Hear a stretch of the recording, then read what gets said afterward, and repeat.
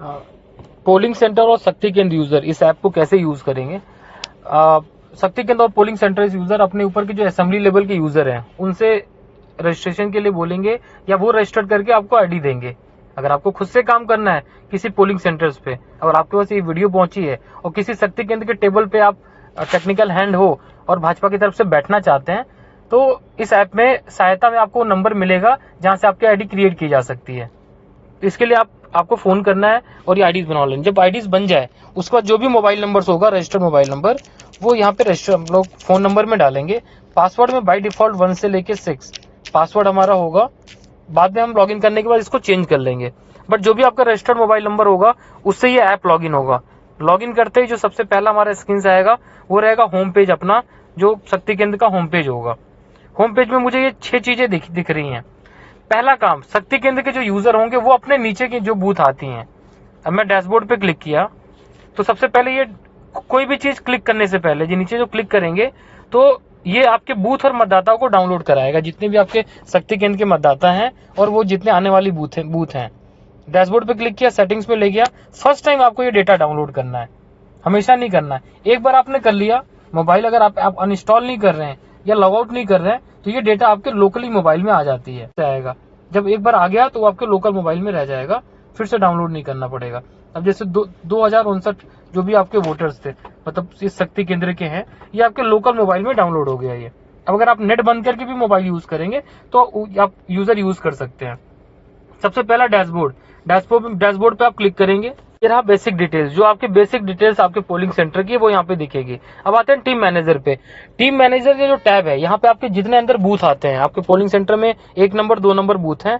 इसके 1 number booth पे आपको नीचे 3 लोगों को जोड़ना है अपने बूथ पे, मतलब अपने पोलिंग सेंटर्स के जो शक्ति केंद्र के यूजर होंगे उसके नीचे आने वाले बूथों पे मुझे 3-3 लोग ऐड करने हैं या 4-4 लोग, जो भी हमारा बैकएंड से सेट हो जाएगा, ऐप में दिखने लगेगा। अब जब एक पे मैं क्लिक करूंगा तो एक पे भी जितने भी पद हैं उन पदों पे आपको लोगों को जोड़ने होंगे। वो पद जरूर नहीं है कि वो संगठनात्मक हो, मतलब संगठन से जुड़े हों। जो भी मेरा आईटी का आदमी उस बूथ पे होगा जो उस दिन काम कर सकता है हमारे लिए इस मोबाइल ऐप पे, वोटर को सर्च करके पर्ची देना, वोटर की टैगिंग करना कि कौन वोट देके चला गया, बूथ के कोई भी बेसिक इंफॉर्मेशन है इस ऐप के जरिए पार्टी तक भेजना, जो थोड़ा टेक्निकल हैंड होगा उसकी भी आईडीज आप क्रिएट कर सकते हैं।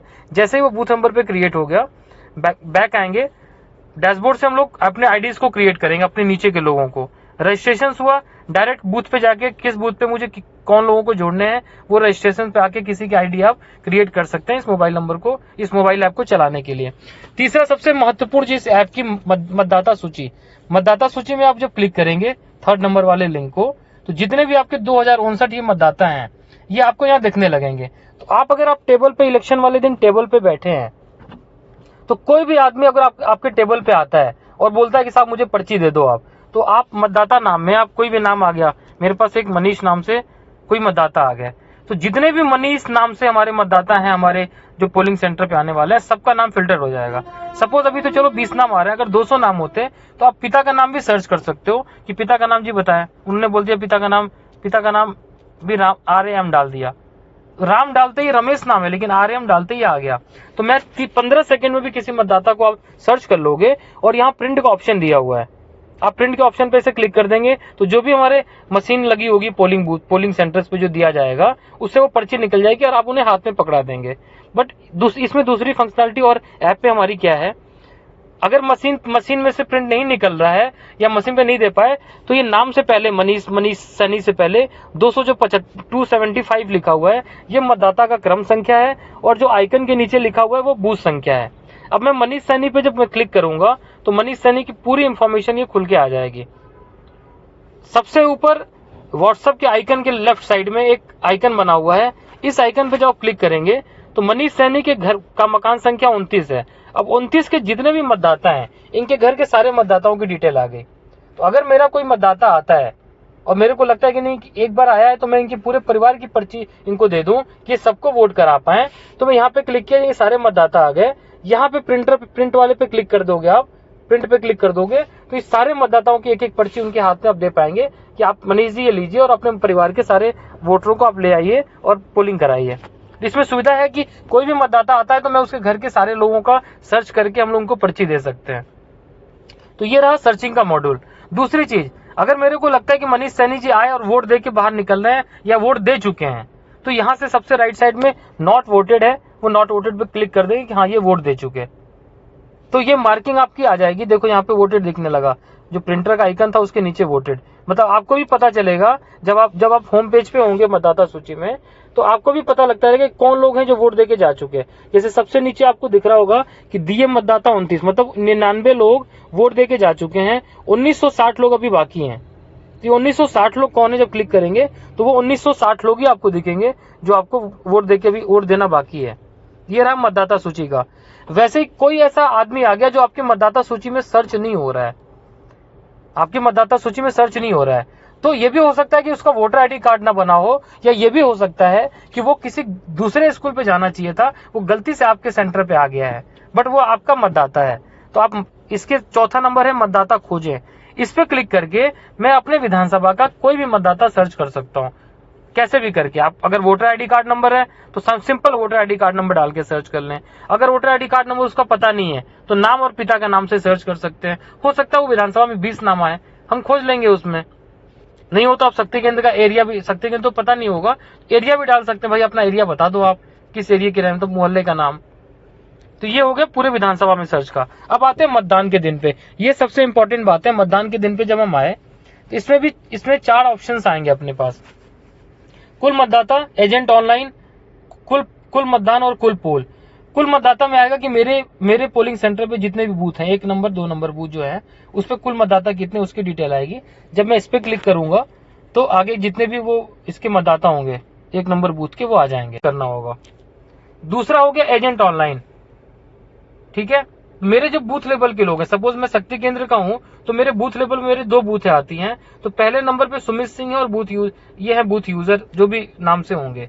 आपको चलो ये तो पता हो जाता है कि वो वहां पे पोलिंग सेंटर पे आ चुके हैं। बट अगर आ चुके हैं तो वो ऑफलाइन है कि ऑनलाइन है, क्या वो ऐप पे कुछ काम कर रहे हैं, या ऐप पे कोई एक्टिविटी पार्टी को पहुंचा रहे हैं, या वोटर टैगिंग कर रहे हैं, नहीं कर रहे हैं।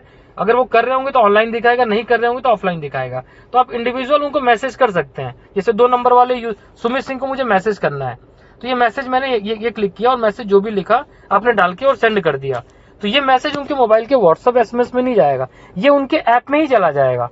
अगर वो जेब में भी रखे हुए है ना, तो उनको मैसेज प्रॉपर नोटिफिकेशन के तरीके का आएगा, घंटी बजने लगेगी, वो ऑटोमेटिक उनको दिखाएगा। जब तक वो उस मैसेज को पढ़ेंगे नहीं नीचे के, मतलब कोई भी इस ऐप का, तब तक वो उसको कैंसिल नहीं कर सकते। पढ़ के कंफर्म करेंगे हाँ ये मैसेज मैंने पढ़ लिया। तो ये मतलब एक होती है ना आपातकालीन स्थिति वाली, कि आपको कोई भी मैसेज भेजना है तभी आप इस चीज का प्रयोग करें। तीसरा आ गया कुल मतदान। अब सबसे ये जरूरी है, जो येलो कलर का बॉक्स आ रहा है कुल मतदान वाला, इस पे सबसे ज्यादा वर्क होना है उस दिन का। ये बूथ लेवल के यूजर्स भी करेंगे और शक्ति केंद्र के यूजर भी करेंगे। शक्ति केंद्र यूजर कैसे करेंगे कि जब भी हमारा 1-2 घंटे में मेरे पास वो पेपर आता है कि कौन आदमी वोट देके चला गया, कौन आदमी वोट देके नहीं गया, वो मार्किंग मेरे को करनी है। अब जैसे बूथ नंबर 1 पे 908 मतदाता है, जब मैं 908 पे या कार्ड पे क्लिक करूंगा तो जो 908 के सीरियल नंबर्स हैं ये मेरे पास आ गए।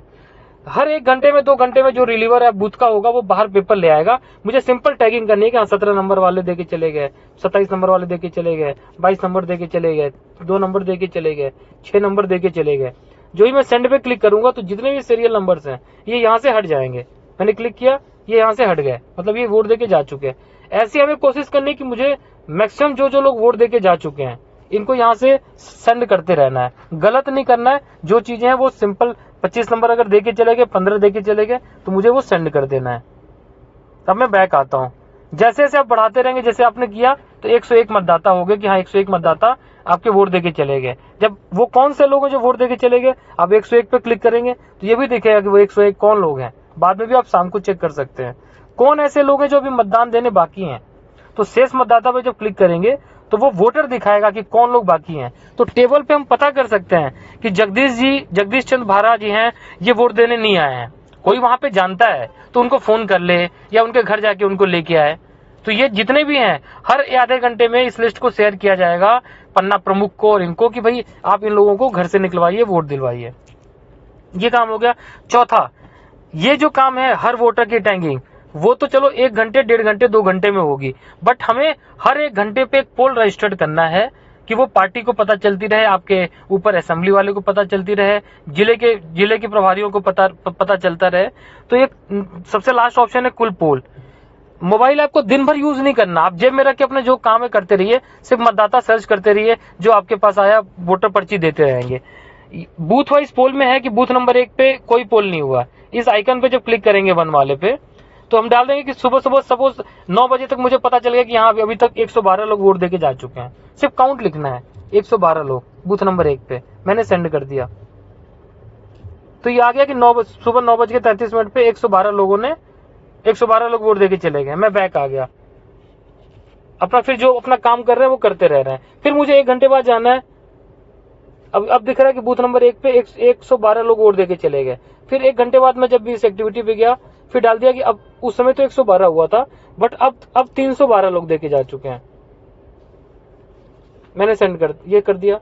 तो नीचे इसकी लिस्ट आ गई कि चलो ये 112 हुए थे, अब 312 हुए, बट ऊपर देखो कुल मत 312 ही दिखा रहा है। जो लेटेस्ट होगा वो दिखाएगा कि हाँ कुल आपके 312 हो गए। अब मैं 312 पे गया, पहले वो अब जैसे 35% दिख रहा है कि 35% पोल हो गया। अब मैंने यहाँ पे पोल डाल दिया कि अब मेरे पास 600 की पोलिंग हो गई इस बूथ पे। अब मैं बैक गया ये, और यहाँ पे दोबारा कुल पोल पे आऊंगा, तो अब ये देखिए आपका ग्रीन दिखने लगा, इसका मतलब यहाँ पे पोलिंग ठीक चल रही है। तो आपको ग्रीन, रेड, येलो जोन में दिखता रहेगा आपके बूथ। तो ये काम करना है, वोटर टैगिंग, वोटर पोल, और एजेंट अपना चेक करते रहना। एजेंट के साथ अगर कम्युनिकेशन करना चाहे तो कम्युनिकेट कर सकते हैं। ये मतदान का दिन हो गया, इतना ही हमें काम करना है ऐप में। अगर कोई सहायता की जरूरत पड़ रही है तो सेटिंग्स में मेन्यू पे आपको सहायता के लिए नंबर दिया गया है, वहां से आप फोन करके, हर पार्लियामेंट का एक नंबर है, जो शक्ति केंद्र जिस लोकसभा के अंतर्गत आता है उस नंबर पे वो फोन कर लेगा और वो सहायता मिल जाएगी।